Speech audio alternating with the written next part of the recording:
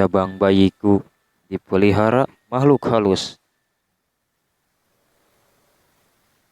Kisah mistis ini adalah kisah nyata.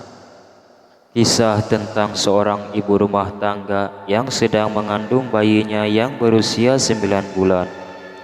Namun di saat kelahiran sang jabang bayi, tiba-tiba bayinya menghilang begitu saja, seolah-olah ada makhluk gaib yang mengambilnya. Anehnya, makhluk gaib Anehnya, bayi yang menghilang tersebut kembali ke rahim ibunya 10 tahun kemudian. Mustahil dan tak masuk di akal memang. Namun kisah mistis ini benar-benar terjadi di daerah Bekasi, Jawa Barat. Dan cerita ini pun tak diberitakan di media massa manapun. Hanya kerabat dan sahabat dekat yang mengetahuinya, dan salah satu keluarganya ialah teman mereka dari penulis sendiri. Berikut kisah lengkap.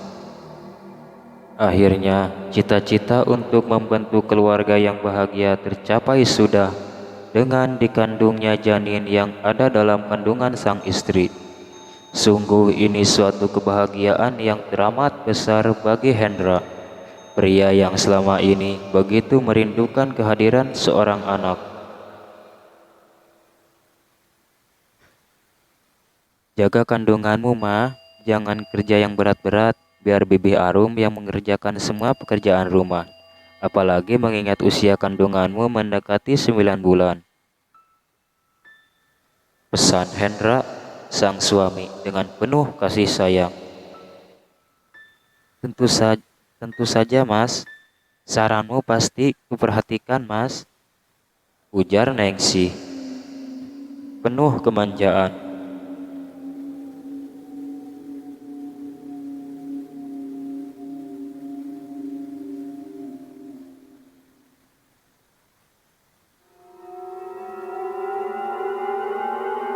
Namun, wajah Nengsi kemudian berubah muram.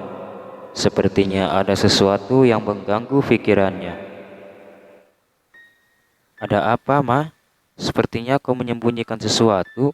Katakan saja, aku tak akan marah, ujuk Hendra. Begini, semalam aku bermimpi aneh. Mimpi namun seperti nyata. Aku didatangi seorang kakek berjenggot dan berjubah putih. Lalu dia mengatakan akan mengambil anak kita untuk sementara waktu, hingga suatu saat nanti akan dikembalikan kembali. Aku takut mimpi itu akan menjadi kenyataan, Mas, papar Ningsih dengan mimik muka yang berubah tegang. Ningsih, mimpi itu hanyalah bunga tidur, tak usah kau pikirkan. Sebab mana mungkin mimpi bisa menjadi kenyataan. Jangan sampai mimpi itu mengganggu pikiran dan kesehatanmu. Ingat, jaga baik-baik bayi dalam kandunganmu. Tapi Mas, ujar Ningsih namun segera dipotong oleh Hendra. Sudahlah, tak usah kau pikirkan mimpi tersebut. Lebih baik kita tidur dan istirahat. Bukankah besok pagi kita akan pergi ke puskesmas untuk memeriksa kandunganmu? Ujar Hendra. Ningsih pun terdiam mengalah mengikuti anjuran Hendra sang suami. Pagi harinya sekitar pukul 5, Ningsih perlahan-lahan menggeliat bangun. Dia membuka mata sambil menahan rasa kantuk yang tersisa. Dipandangi suaminya yang masih terlelap tidur. Matanya berpaling ke perutnya sendiri sambil memegangi dengan kedua tangannya. Tiba-tiba dia terkejut setengah mati. Ah, tidak mungkin. Ningsih terpekik dengan air mata yang secepatnya